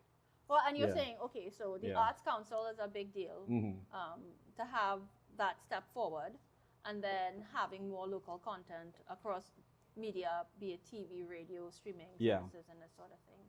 But I like that point about we're getting information and entertainment coming from all these other countries outside of us, and anything Yeah. goes. But where can we take our stuff? You know, where are the channels for Yeah, that? so our local channels, well, there's not, I shouldn't say our local channels not doing it, but there's not a conveyor belt and there's Yeah. not a plan. Yeah. So when Plus, I say last time plus you we saw a need it local across song, genres too. Yeah. Not just, you know, yeah. well, it has to be good. Good is Yeah. a genre. Well, okay, no, yeah. Well, I'm just joking, Yeah. but to me, good is a genre. That's how TV should work. When you watch TV and cable, and you're watching HBO, films change. It could be a Chinese film. It could be any, right? It could be a film with rock music, a film with classical music. We are accustomed sitting down and hearing everything change and being any genre because the genre that they are filtering is good. Good films, good music, and stuff like that. It doesn't have to be one thing, you know, or a preset thing that only gets through. It basically you're looking for the local, your trainees who create good work and finding pathways for them. Because one person can't do everything themselves. That's not a civilization. Right? We are now on opportunities in global markets. Okay, so I think Mate touched on this a lot. And so this one I wouldn't go too much into because there's Mate, there's Export TT, or what happens with Music TT and Export TT coming up. And they're more solid on that. But we'll go through the bullet points though. Yeah, sure. So export programs, developing programs to export local music internationally, which I think is what Music TT was doing. International, so the only comment I would make on that is internationally, meaning to Bollywood, to the US, to Nigeria or Africa, to the different markets. There are 7 major markets for music. So that's where I would say, okay, we need to know what's our plan for Bollywood, what's our plan for here, what's our plan for there, instead of only the US, right? Next point, international collaborations. Facilitate collaborations with international artists. Flow TV did something like that. Wait, what are the 7 major markets? The 7 major musical markets are South America, the Caribbean, North America, and the UK, Europe, Africa, India, Asian market. Okay. Yeah. Whew, I remember that good boy. Very good, yeah. You see, I have my map in my head, right? Okay. I didn't know I'd be examined today, boy. Right, opportunities in global markets. Global international collaboration. So Flow actually did this, where they had a program, they brought Canadian artists, and they had them collaborate. Naeem would know about it. He did one of the projects, right? They collaborated with, so you have a band with Trini and Canadian artists, and they're writing songs. And then when they finish writing the song, they would go up and play, I believe, a 2-song live, 2 or 3 song live with a cover and the song they wrote. And it was videoed, the same thing. Yeah. Videoed and audioed, right? And it was showing on Flow One. And then afterwards, I know a lot of the artists, including Naeem, went to Canada and did some recording. I don't know if it was under the same project or if they just met the people that way. That was a great exchange. I don't know, the recordings afterwards, I don't know if they were organized and put out in a channel or if they're still rotating or what the impact or the results were. But I remember seeing the program and it was very satisfying because you see musicians collaborating Yeah. and they had different culture. The Canadians had a lot of cultural style. Was that a private entity? Or like through the embassy? It was Flow One. So Flow itself, yeah. Yeah, Right. Flow, that's the cable channel. Yeah. So I guess either Flow funded it, or usually on Flow, I think the sponsors fund it. And the guy who was running the show, he seemed to have been experienced in that. Okay. Right. So that's the international collaborations. Right. Global showcases. Now, when you do international collaboration, you're opening both markets to each other, right? So that's obviously expanding your market that way. Global showcase. Participate in global music showcases and expos. I think Marty and them did this recently. Checklist. They did They're an going online. to be part of it one. It's Yeah. coming up. Yeah, once years and years ago, Elspeth was participating in One World Beat, and I did a recording, and Navi did. We did a CD of different artists, and that went to the whole One World Beat thing. So that was enjoyable. I mean, we didn't. I wouldn't say we got opportunities from it, but it was a nice experience. Market research, conduct research on global music trends and opportunities. So that's one of the things that, especially when I went with animation with my banana boat, me and Navi's banana boat. Yeah. When we went up there, we realized that when you're trying to connect to the market and there are people there who actually have the contracts and they're in the channels, they know what they're looking for. If you didn't do your market research and you produce the thing that you want to produce and you're going to them and it's not what they're looking for, it doesn't matter how good it is. It's not what they're looking for. So not to say that you find out what people are looking for and produce that, which sometimes could be forced and not real art, or not what you want to do in life or whatever. You find out what everyone is looking for, and then you find what you produce which matches that. Because you're not going to be that good. When I found out what Disney wanted at that time, they wanted that sort of pink and purple ponies for young girls. Now, I don't have daughters, and I'm not a person who writes that. So you can't now pick up and say, okay, I'm going to write things for, to follow that opportunity. You won't do it well. So that's kind of what you need to do. So that market research thing is real important. I don't think anybody really does, local musicians really do that type of market research to go out for the existing opportunities. I saw Marty and them had a resource on their website. That struck me. I really liked the video with Marty, which had opportunities for placement in TV and film. Yeah. For sync, right? So that falls right into these opportunities in global markets, right? Especially for people with their computer studio and stuff like that, All right, we reached the sponsorship. That's a big one here. Yeah. Okay. As we went to before sponsorship, corporate partnership, building partnerships with local and international corporations. We know the usual, you have the energy sector sponsors. We have the classic sponsors. We know government grants, etc. Right. But there's sponsors who have not been yet approached. Into, yes. And there are some large companies out there. Right. And if you approach them with a sponsorship, which is small enough, because it's a single band or contained in a song, etc. Right. I believe that this could be enacted, right? Okay. Event sponsorship, securing sponsorships for music events and festivals. Again, if we look at the government has certain things in place for co-payment along the strips and stuff like that, we can look at all of that, and also these things should be actively proposed, but written up properly. With international precedent and proposed, right? Or how do creatives access the kind of information to create those proposals? Right. Well, that's something that maybe talking to Melissa and Marty and thing would help more, because they would understand that sort of grant writing. Okay. But we know that there was a jazz festival, Tobago Heritage Jazz Festival, and we know that stuff had sponsorship, and I mean we've seen. Sting, and so we know it's possible to sponsor music festivals with locals, and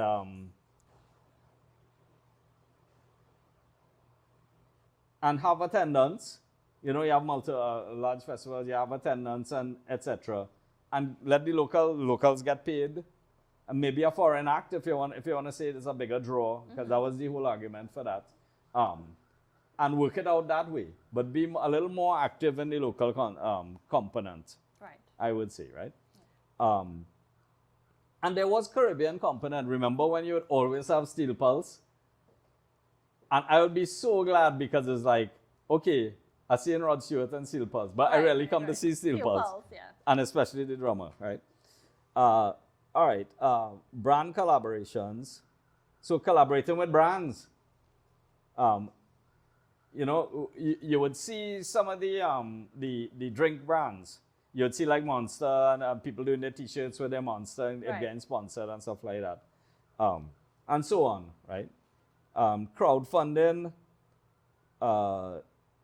utilize crowdfunding platforms for music projects. Well, I don't know how Trinis will quicker buy a piece of merch or hand you $20 than go online and give it the same $20. It's just a thing. Not credit card. They're not fluent, I guess. Right. Even though they use their credit cards to pay their bills and to pay and to buy stuff online, they're not fluent to do donations or do crowdfunding. So let's talk about we talked about merch and having the impact of seeing merchandise from local bands, local performers on people on the streets all over the country. So let's talk about that. Okay. One of the secrets of merch is that merch doesn't cost any money to buy because we all buy clothes. Right. So even if we didn't buy merch from Lynchpin, we're still gonna buy a T-shirt. So when we buy the Lynchpin T-shirt, and it's a reasonable normal T-shirt price, then we're not spending any extra money. And we're promoting the band and we're helping the economy of that band. Maybe we're still buying the Nike or whatever T-shirt, but we're buying one less Nike T-shirt, so we're balancing the trade. I mean, it's a no-brainer. Yeah. One of the things that Mate was saying is he didn't understand why more people weren't creating merch, because merch is also a way for your band to be paid. Remember your customers, just like the example with Scrunter. Your customers, the people getting all this joy off of your music are not paying you a cent. You're just getting that joy for free and enjoyment and pride and all those things and affinity with it, right? Yeah. And but buying the merch pays the people, and you also get your the whole representative identity. Everything about it is just family. It just speaks. Yeah. It makes sense, right? It could be lyrics from one of these hit songs, or the image, the logo of the band, or tour dates that the bands played throughout Trinidad and Tobago. Anything that people like in the design, because sometimes people hesitate to buy a local piece of merch even if they like the band because they don't like how it looks. So when they put it on, or they could only wear it to the rock concert, they can't wear it other places. But now I see bands having designs that look nice. Even if you don't know nothing about rock or metal or whatever, it looks nice. So it's a normal wear that you wear, right? Exactly. I've seen Marshall. No, I have not. If I see a Kes T-shirt, I will buy it because I don't have one. I have 2 Marshall T-shirts. I don't have no Chutney T-shirts because I'm not seeing them. And these are big artists. T-shirt? No, I made a Chutney T-shirt. Well, my family member made a Chutney T-shirt for me because I didn't have. There's no Chutney T-shirt. Okay. Yeah. And I wanted to tease you I know. Because you had no Chutney artist I on don't your have a Chutney thing yet. either. Yeah. Okay. But generally, I have that Chutney T-shirt to wear in a rock show. That's a thing that we used to do. So I wore my black Marshall T-shirt to a rock show, and nobody knew it wasn't a metal T-shirt because it's black and it fit in. It looked right. It was just a nice design. Yeah. And at one point we used to wear those plaid T-shirts to metal shows just to be wrong. Recently, I see they're wearing flowered Hawaiian T-shirts to extreme metal shows in Rick's. Okay. Yeah. It's just fun. Yeah, it is fun. But yeah, so merchandise is a way for the artists to get paid. Crowdfund also, because that's part of the point, and it doesn't always have to be clothing, but clothing is like the number one sort of thing when you think of merch.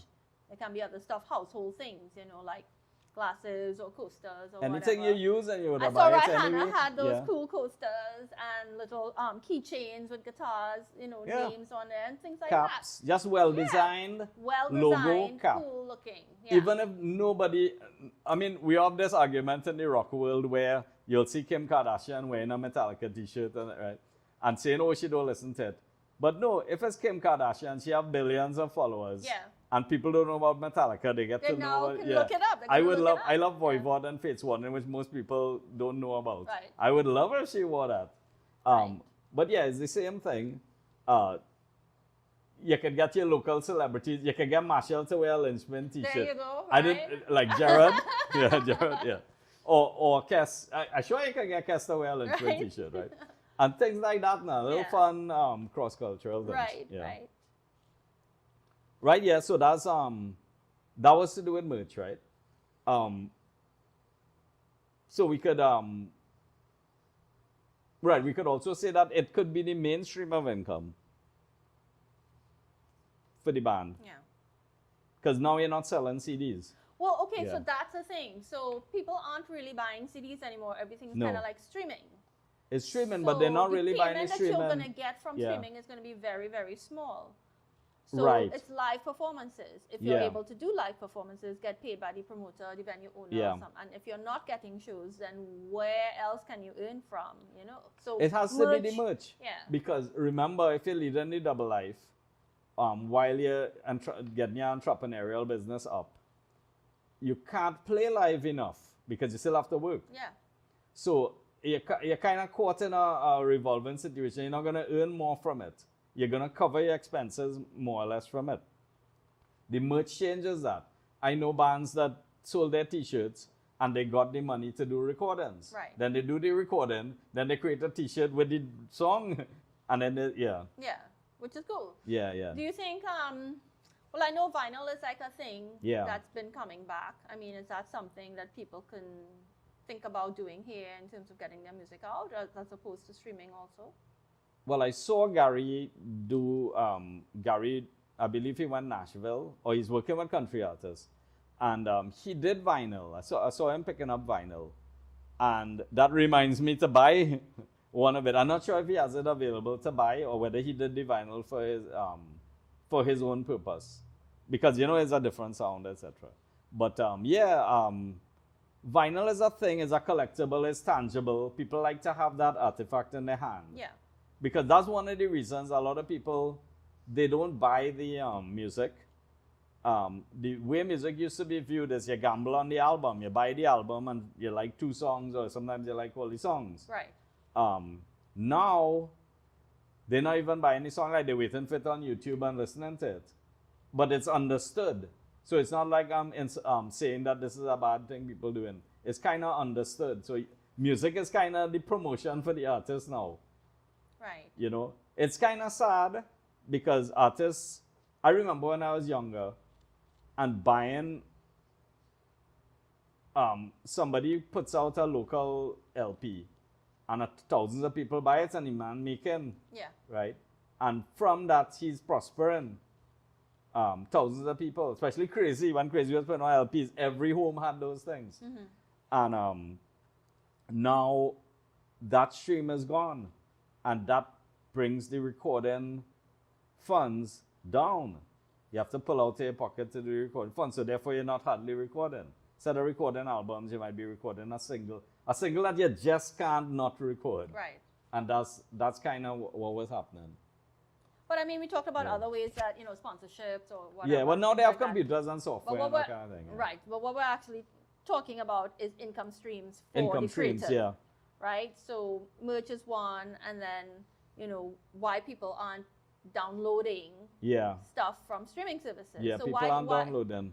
What do you think can be done to improve that, the rate of that for our local creatives? Well, the internationally, it's being looked at, especially in the U.S. legislature. Yeah. I don't know what's going to become of it, but they were looking at that and the basically the removal of income streams for musicians. They were looking at it. Don't know what's going to become of it, but I know people are earning from things like TikTok, and so content creators, they don't call them musicians anymore because it's different things, Yeah.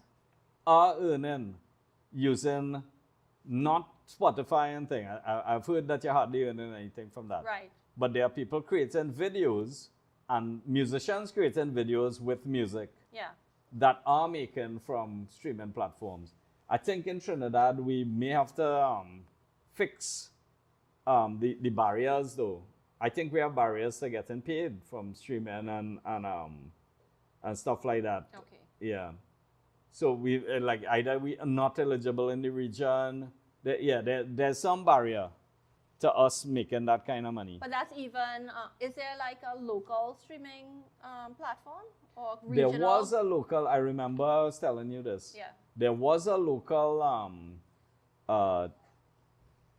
can I remember? Fonda Samuel.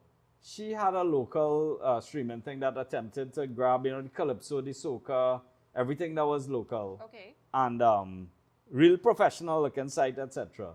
But I think because it wasn't, I don't know why I haven't seen it for a while. Maybe you could interview Okay. her. I don't think it catched on really. I think because of the dominance of Spotify, Yeah. we know what's dominance, right? So generally the artists go to that sort of thing, even though it's not paying them. Well, that part I kind of don't understand. I think they're on Spotify so they could be part of the search system and hope to get discovered through there, Right. or maybe when they're doing opportunities, they'll say, well, check my Spotify or whatever. But I don't think Spotify is paying anything significant. But I'm not the right person to say that. Maybe we could ask if anyone is. So Spotify is almost like open mic.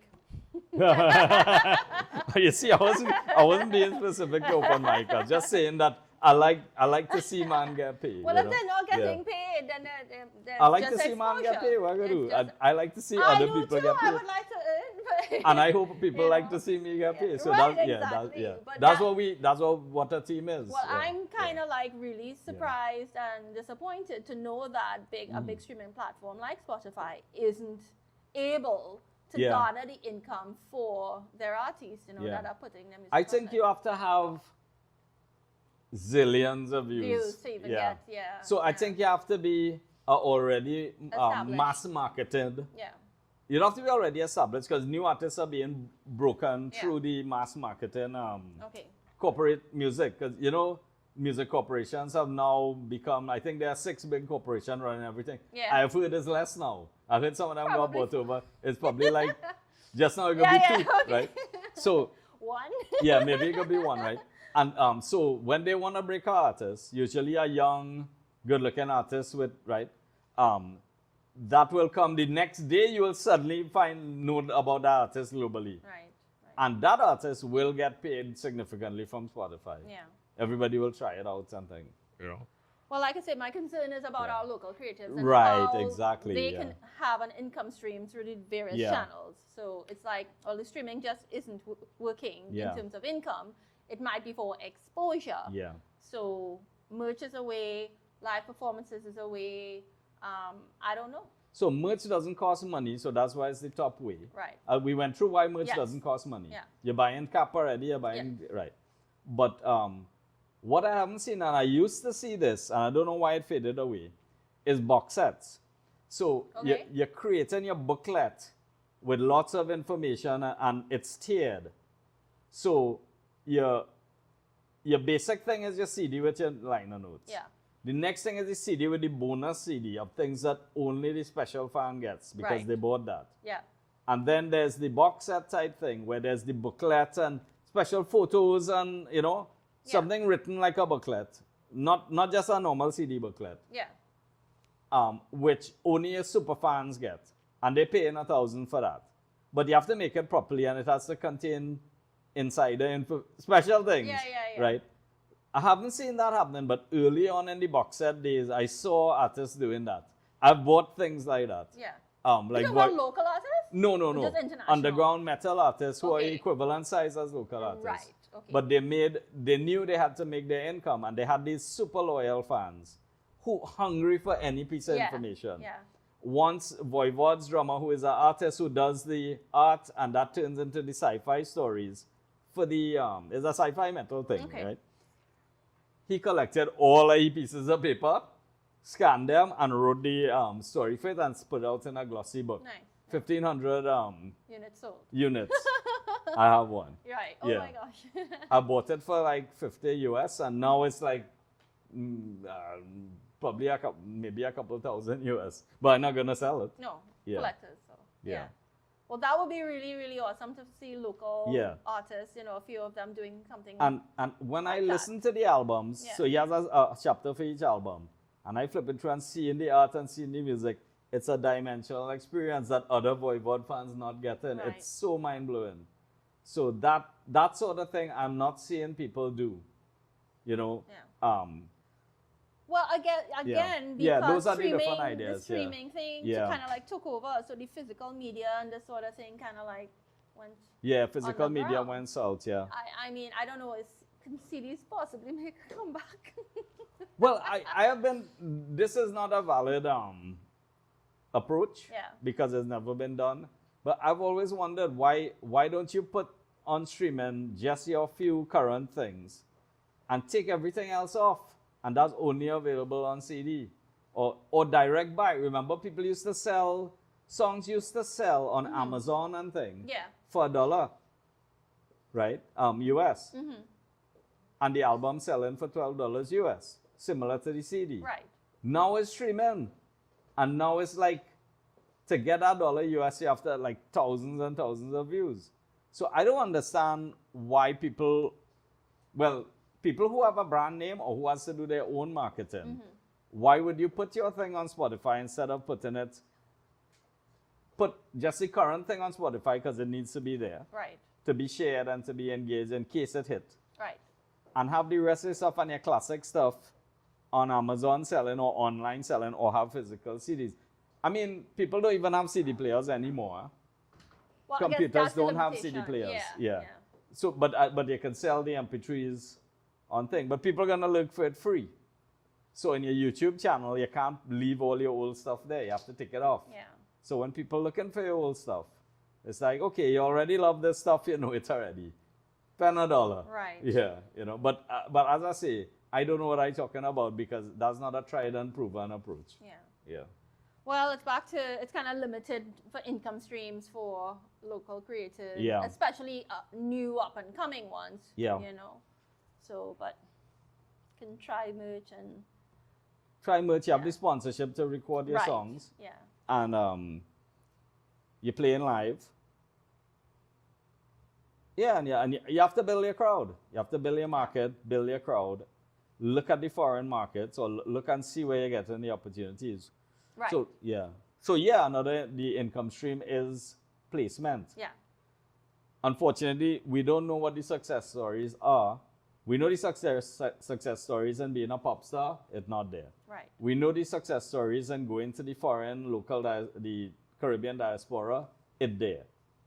Marshall, Yeah. Cass, everybody who ever travel, even Crazy and thing, traveling outside because you're doing the Calypso circuit, etc. We know that's a earning, right? Streaming platform, I don't know any successes in the streaming platform. Somebody make it. I've seen local artists post how they get $12, right, and things like that, right? Yeah. So I'm not seeing Spotify as an income stream. Yeah. They could also, they don't do endorsements. I'm not seeing much endorsements.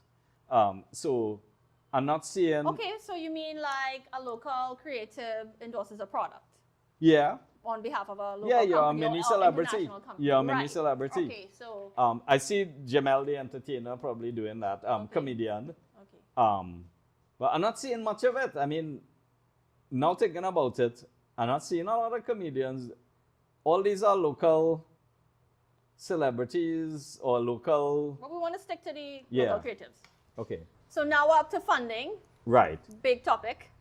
So, we did sponsorship, so Yeah. you might see some repeats, Crossover, right? yeah. Funding, we talk about government grants, apply for government grants for music projects. So we need more information and in a place where to propagate to the common musician. These things don't really propagate because when somebody finds out, they don't tell anybody. Right. Because it's competitive. So it's somebody responsible supposed to find a way to propagate it in a way, right? Right. Private funding, seeking funding from private investors, organizations, we kind of went through that. Music foundations. If we establish a music foundation to support music initiatives, we could achieve a lot of these things. Or conversely, we could do it as a channel type thing. We could say, right, we're doing a TV show now on local country music. And suddenly, we're done accessing and finding all those older people Right. and younger people and thing, and bringing them in and doing a show on Trinidadian country. Right. And creating a Trinidadian country song and stuff like that, right? All of that could be done. And then that would take care of itself. The sponsorship will be placed on a channel, or the sponsors will pay for it, everybody will get paid, the public will get to see it. The whole television mechanism, Right. where the public not paying, the sponsor paying, and the sponsor getting advertising off it, right? That's a good stream. Music foundations, right? Fundraising events, organize events to raise funds for music programs. So one of the best people to talk to about this side of things and marketing and things is Jared, right from Lynchpin. Because I know they did fundraisers. Each time they have to do a major recording or travel or whatever, and it always looks like it's successful, right? So yes, that's it. You organize the event so that the person not donating, they're paying for event, but they know they're paying extra because they know it's a fundraiser, Right. right? And again, merch, it is a community support thing, Right. All right, so we finished funding. Additional improvements. Well, some of these, okay, we'll just race through them, right? Yeah. Music hubs, which is creating music hubs for the collaboration and innovation. That's online program, which really works on online at least. Networking events, host events for networking and knowledge sharing. Music awards. I'm not too fond of music awards, but establish awards to recognize and celebrate local talent. Because sometimes when giving music award means that you're not awarding it. The whole Rock and Roll Hall of Fame thing, right? Fla. Oh, that's like the Gospel Association. Yeah. And they've got awards and Yeah, other things, and Yeah, for me, they kind of fla, but not the right person to talk about awards. Public awareness campaigns. Planning campaign series awareness about local music industry. Well, that's kind of what Trinidad and Tobago music of all types is at all times. Right.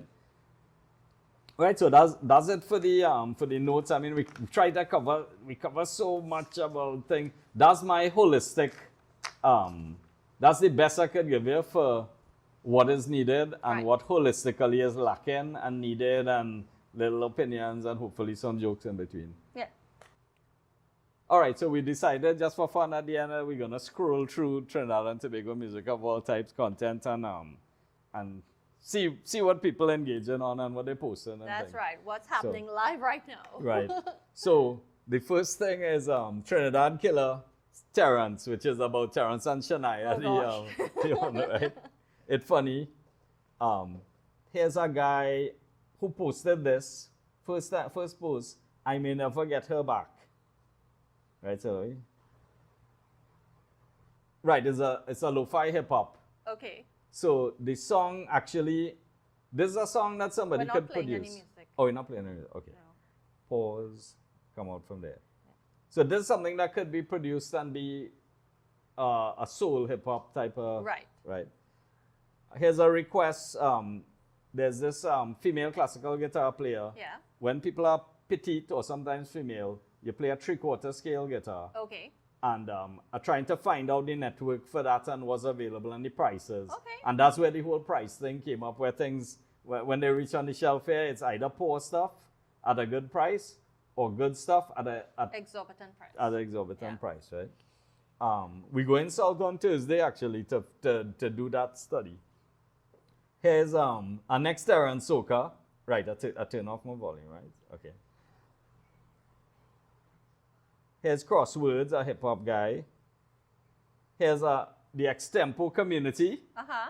they always do these videos with these guys, and they're singing about Terrence and Shania. Okay. But they're more comedic because they're, Yeah. that, right?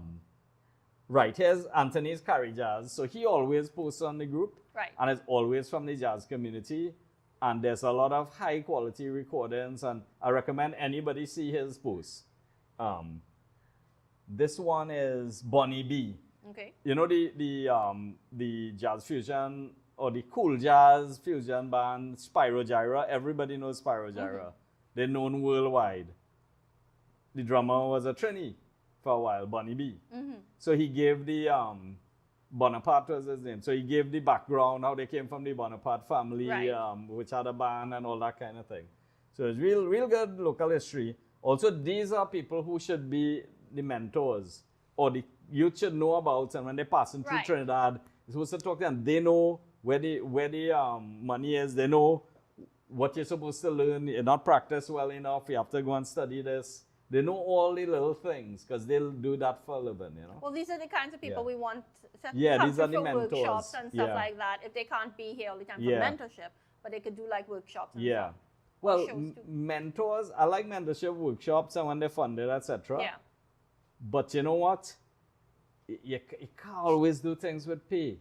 It have to sometimes be mentors coming forward and doing some freebies or doing stuff for the youth, etc. Because if it's always for pay, the level of activity will be lower. And it will be reduced to the minimum it could be. All right, so that's another, of our long Also music give back, talks. give back to your yeah. community. You want them to get paid, Yeah. and they do deserve to get paid, but sometimes you can't pay for everything like that. Then it wouldn't happen. That's my concern. Okay. Here's KD Tamta. It's this guy who sings like Kishore Kumar Yeah. and sings covers of these big things using the backing tracks. So he keeps singing it. So eventually, what happens with guys like this? Eventually, they keep improving. And then one day you'll hear that he does his own tune. Right. And then it will be, So that's kind of what's going to happen. Is an Indian Hindi singer, right? Right, here's Sidekick Envy latest video. He called me and asked me to post it, and I didn't post it yet, but he went ahead and posted, which is good. Because I can't post everything. Then it looks like me talking to myself in the group. This is an excellent thing, and again, the last video was great, and this video is even better. So you're seeing, just by doing the thing, you're improving quality. Here's the godfather of punk, Iggy Pop. He had a radio show on BBC, and he once promoted Miss Muhammad. That's Keja Karma, Dana Jade. Right, so that was an item of interest this week. Okay. And so on. Look, more Carry Jazz, KD Tamta again. Okay. Roy Cape, that was the big news too. Roy Cape died. Yes. And he wrote a book actually. I'm not sure where the book is available, etc. But this is the kind of info I make sure and put out. All right, Roy Cape died. He had a book. Put it out because people need to know his story. I'm sure he has great stories over the years. And he started in an orphanage, and he went on to be a central key figure in calypso and soca. Absolutely. In live music as Yeah. well. Right, so on and so on. Look, I see one from Ganesh. This is Michael D'Souza in Dalai Lama. Trinidad, Toronto, Independence. I see Roy Cape again. Roy Cape with black hair. Roy Cape looked like a star when he was young. There's Chromatics. He has a radio program. And occasionally you see one of the songs on the program, somebody posted across. Randy Glasgow, he's a big promoter of comedy, music, and other things. Right. Um, Okay. All right. So there's Yeah. quite a lot of variety in the group. A chutney man Ah. Videsh, who always sings, Videsh Suko, who always sings Bacchanal, but he has some good songs. He likes Bacchanal. Yeah. All right. So, all right. Well, let me ask you a little bit about you. Right. yeah. Tell us a little bit about Denny Ablack and what Denny Ablack does musically for people who don't know you. Oh, musically? Yes. Oh, okay. So Back in, I had been a quattro player since I was 7. And then I started to play my aunt's guitar when I was in secondary school. At that point, before that, I knew about parang, classical music, and Indian music, and Bob Marley, wherever my parents had records of. Right. After that, of course, you start listening to Billboard charts, American Top 40 and thing. And then you realize, wait now, I could play all of this stuff, right? Because when I was younger, music was in school. So after you pass the exam or you play whatever, that's it. You're not really caring about that. So at that point, I got my aunt's guitar, and then I realized I could play all this stuff. And obviously, guitar leads you into rock and metal. Rock, hard rock, and metal, because it's progressively better and better guitar and that stuff. So eventually, I think I got an electric guitar at 15. And by 17, I was doing the whole Iron Maiden, Judas Priest, Scorpions, right? I think at one point we were like, smug, I could play all that. And then Ingrid Malmsteen came out. Right. It's like, damn it, we have to learn this. Learn this again. Yeah. So we did. I did. Elevate your game. So from there, I remember Oddfellows came out with Arrest Arrest and stuff like that I this remember year. that, yeah. It may have been 1992 or 93. I can't remember the year, but around that time. And they started playing live gigs with a lot of original music. Right. I think they had a Red Hot Chili Peppers song, Sexy Mexican Maid, but most of it was original and we all loved it. The year after that, about 6 original bands came out. One of them was my band, Transylvania Zoo. They had Bleed with Stephen Brereton, who previously had been playing like Sepultura and Metallica covers with Plague. But this was the original band. Brothers Grimm. There was, I think, Infernal. Nigel Rojas from Orange Sky was a death metal Oh my gosh. I can't picture guitarist, death it. metal Can't picture guitarist it. Yes. in a band called Lucifix. Yeah. We didn't know he was a reggae player or singer, you know, right? We know he's a death metal, right? And who else, boy? I think Sprang.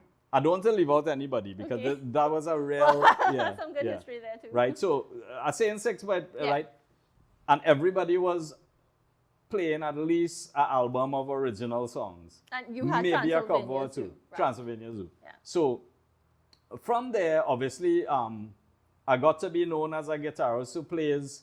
Unlike I had a differentiation. So I had the metal solos and riffs, but I had the clean playing and the psychedelic playing. So it was kind of like not a metal player, another folk player, another experimental player, like a kind of guitar guy, right? Jack of all trades on Right. guitar. And you have some Indian stuff, and you Yeah. have some reggae based stuff on the guitar and stuff. So, you know, it's cultural. It is whatever I like was in it. Because my idea was I like the guitar I like is good. Good is a style, right? Okay. So I pull in everything I thought was good, whether it's the edge type delays and playing, or Jimmy Page type folk playing, or metal, or super shredding, or tapping like Eddie Van Halen. Whatever I find good, I was playing. From there, I played in a million bands. I mean, guitar, bass, drums, did some recordings with Mike Ross. Over the years, when I checked the amount of original, because I'm always going after original songs or songwriting projects, which inevitably led to some form of recording. Whether some of it is recorded in my tape recorder, because that band never ended up in the studio, Right. and some of it is studio tracks over the years. One transformative experience for me was in 2004 with the One World Beat. Elspeth told me, I need 12 minutes of music. So I was, 15 minutes of music. And I was like, well, what can I do? And she said, there are no rules. I said, okay, I'm going to take everything I know on the guitar and put it in one long instrumental, right? And she said, okay. So I did. And that instrumental had Arabian, Indian, EDM, funk, soca, odd meters from Eastern Europe, Celtic, Latin, bossa nova, death metal. Naveed was the recorder, so they did spectacular. When I done, I thought Elspeth would have freaked out, and then Elspeth was like, yeah, okay, right? Right. And that was an explosion for me, because most times when you fuse stuff, I was rock centric as a guitarist, and I fuse a little Indian thing, or fuse a little Latin, or fuse something, blues or whatever. Yeah. At that point, I stopped thinking of music as rock or anything. I just thought of everything as music. Right. And I understood that you could fuse anything, because it's all really just different words in our language, you know. So that was a big transformative experience for me. And that also is something that made me, like, it makes you not competitive, because what you're doing, nobody else, like the ego way is to say, nobody else doing this. But the other way is to say, well, nobody else want to do this. Who would want to do this? Right. But that's the way I wanted to hear music. Since then, I think I did, the next significant guitar project was Dread Eye Masters, where Egan wrote a lot of Caribbean / rock type songs, reggae rock. Mm-hmm. And he did the same thing. He told me I could do anything I wanted. So that one was, after the experience of doing that long thing at the circle and nobody could listen to because it's so long, then I started to fuse stuff in normal song things and sort of do a kind of Steve Vai version, but Caribbean. Okay. And guitar. So yeah, that I think elevated what I do to be a kind of Caribbean Steve Vai. Well, I don't want to label it because I was going without a label, right? Going without a specific artist in mind. And yeah, so that's it really about me. Since then, that was 10 years ago. Since then, people haven't heard me put out new guitar stuff. But I have been playing fretless, a lot of sitar-like Indo stuff. Mm-hmm. I have been playing a lot of Trinidad type rhythms and deep rhythms and things that related to not the mainstream music, but to the more musicality of the Trinidadian music. Okay. And all the different grooves that pass through. Wonderful grooves that you don't hear anymore and things like that. I have been working on that stuff. So it's a lot of interesting stuff. So that's what I would probably do next. Okay. So your band's no longer together. Is there a plan to have a reunion show or something like that in the future? There's not a plan for a reunion show. Mm-hmm. Well, one of the members of Transylvania Zoo died, so that's Dread Eye Masters was one member. Mm-hmm. There was two members of Transylvania Zoo. That could happen. Okay. But I think we would do a song collaboration and do a video. I think the new format is video for doing artwork, artistic output. So I think, yeah, it would be easy. I mean, on Saturday, I was in the studio with Marlon doing his song, and he kept asking for comments, so I was giving him comments, and then he was like, "You're doing a great job at production." I was like, okay. I didn't know I was the producer, right? But I wasn't the producer, but it's easy for me to collaborate with Marlon. When he comes down, I think we did 4 songs, just me going with my guitar and I'm playing guitar drums because he sings and plays bass. Right. So yeah, a reunion would be easy if that time comes. But we have to have a song that we write in. We don't currently have a song we write in. Okay. Yeah. What do you think about our local non-festival scene? Okay, I attend anything I could. COVID, of course, shut that down a lot. And my dad was ill for a long time, and now he has passed. And for that time, obviously, I wasn't going out and things as much. Mm-hmm. But since then, I've come out, and I have enjoyed many of the shows, you know. I put on earplugs so I could actually hear the music. Because something with the total volume still hasn't been fixed. So people who are not regulars in that scene, it kind of scares away a lot of people. I think that should be mentioned. When the overall volume is too loud, only diehards going to be in your crowd. Yeah. People are going to get scared and they're going to say, "Nah, boy, me, I'm going to blow out my ears," right? And that in a way is sad, right? So I've seen things like St. James. Dalai Lama always has bands and shows and stuff like that. Planners has a lot of bands and shows and things. Right. There's Toppers. They have, I think they are more covers type thing, but they have a great I mean, you saw Tammy and them singing and things. Yeah. Tammy singing real good, and they have good cover bands. What else? Yeah, I think I went to a rave. Okay. In it's weird. I went to a rave that I forgot the people. These fat people who do raves as well. Okay. Sundowners, or I forgot the name. And they had sort of popular rock, not popular rock, Brit modern pop rock type. I think I'm using the wrong term, but what's the word for that? Sort of British, but not like Radiohead. Sort of. Anyway, I don't know the genre. I mean, don't pretend to be a young person. But that was real interesting. It was a lot of songwriter type stuff, and the guitars with the effects, or the modern way of singing. I find it hard to describe this. Nowadays a folk rocker would strum and sing a certain way, like folksy. It's a more stylized form of Yeah, singing now these they days. strum and they sing, and you can tell it's a young modern setup. I know what you're talking about. Yeah, nowadays in grunge they had yarling. Yeah. Yarl. Yeah. Yeah. Now there's a new thing that they do. So they had that, and it was interesting. Yeah. And Monique LaChapelle, great voice, stuff like that. And then they had a rave with Nice. lights on the bamboo and thing. Okay, so let me ask you your advice for guitar players in specific, because that's your main instrument, and then your advice for local creatives in how they can promote themselves or Right. Well, guitar to me is a personal journey. So giving advice is hard, but of course, being a skilled player who has practiced and learned a lot of things, I would say practice and learn a lot of things, right?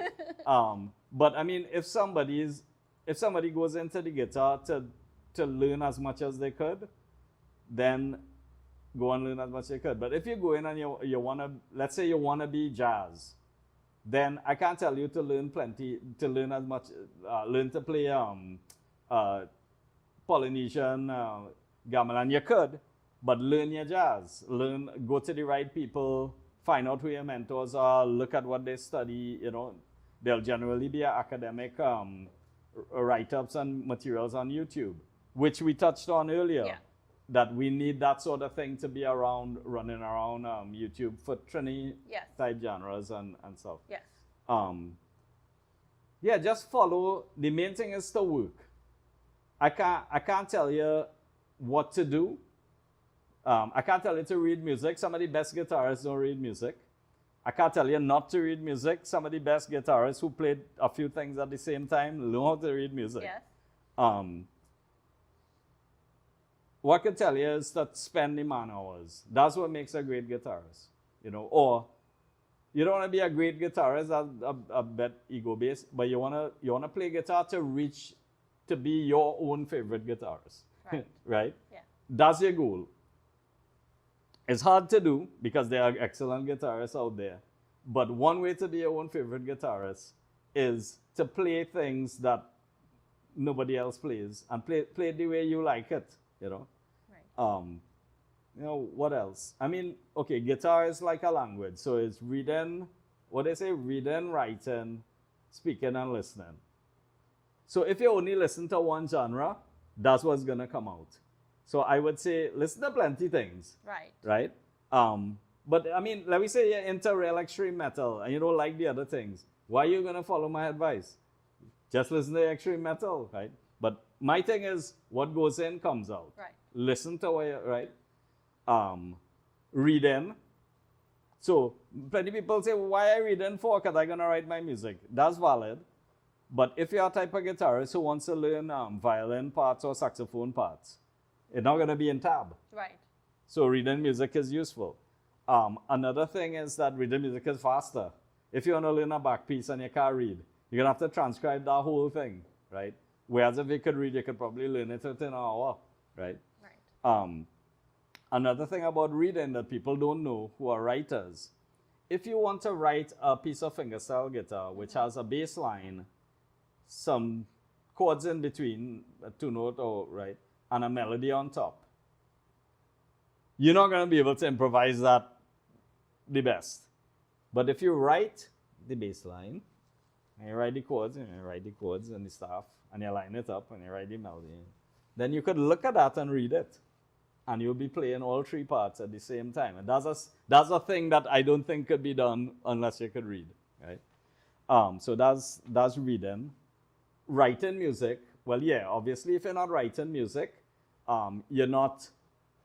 Music is about creating things, right? Writing music. Even if a person does covers, that cover was written. Right. And that was a key moment of that cover. The cover in it wasn't the key moment of it. Anybody could cover it, right? Or the original writer would just be covering it if you think about it, right? But writing music is a thing that I would recommend. I'll go against my rule there. I would recommend writing music, right? If you're not writing music, what you doing, right? Yes, you could learn your covers and stuff like that because you want to learn the skills, you want to imitate the greats, and you don't want to reinvent the wheel. But yeah, write music. Kind of no-brainer. Yeah. So I did reading, writing. Speaking, well, yeah, perform live. Performing live is the best thing for completeness. You could spend 1,000,000 years learning little pieces. You could think you're this great player and whatever in your bedroom, but when you come out live, you can't do that. So live shows you how to start, medium, finish. Realize what you're doing badly. Correct it. Realize you're playing to other people, right? And so on and things. So that's a whole thing in itself. So yeah, all of those things are, I think, standardized advice for any musician. Do you have any memories of like your live performances, something that stands out that Yeah. you want to share? Well, once I was playing in a band with Vinny, that's Chameleon. Okay. That was a metal band. Okay. And I had this long, like 3 minutes guitar solo showcase. Oh my gosh. And I had it nailed there, so I'm playing that like clockwork and thing, right? Like, it's this kind of dream. At that time, Dream Theater was popular, so it's this long Dream Theater-ish, odd meters into arpeggios, into all kind of thing. And as I go on and start playing, suddenly a G string ended up. You might have to edit this. Literally, a G string went on my G string tuner and detuned it. And I'm playing it like, trying to. And then I realized I could make, so I call off the drummer and then I say, tune in. I blame the panty. and Right. told the girl thanks. Yeah. And things. So that's the out. Yeah. I'd say. All right, well, thank you for that memory. Yeah. Now we'd like some advice for local creatives in terms of, staying positive, just doing their thing and, getting themselves out there. Why you're doing it? Because you love to do it, regardless of the pay. Why you need the pay is because life involves economics. So you have to balance the two, but if you can't balance it, and you can't get paid for what you do, don't forget that you love doing it. Scale back and do it, because that's what keeps us sane. You understand? You was born to do it. I don't think you should aggrandize it. Playing music, as musicians know, it's like speaking. We don't have to be paid to speak and make jokes and talk serious and sing and stuff, because we just enjoy doing it. So if you treat music like that, it will not pull you down. As I used to have a phrase for it, and now remember it is, allow music to enhance your life, but don't allow music to destroy your life. Right? Well, thank you, Denny, for being part of Aneela's Mic. That's Music Industry Conversations, and we hope to have you back again soon. Oh yeah, thank you very much. I could talk for hours and hours again. And we'll do that again. Bye.